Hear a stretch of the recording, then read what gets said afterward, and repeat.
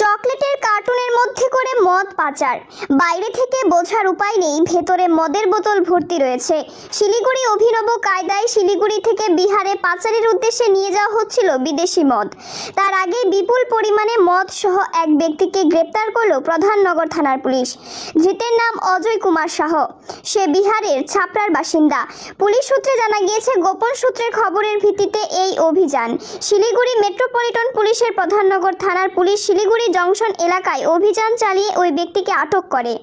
এরপর তাকে তল্লাশি চালাতে তার কাছ থেকে উদ্ধার হয় কয়েকটি চকলেটের কার্টুন। এরপর সেই কার্টুন খুলতেই অবাক, তার ভেতরে চকলেট নেই।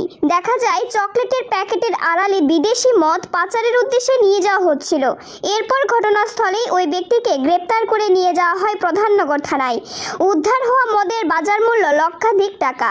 ধৃতকে সোমবার শিলিগুড়ি আদালতে পেশ করা হবে।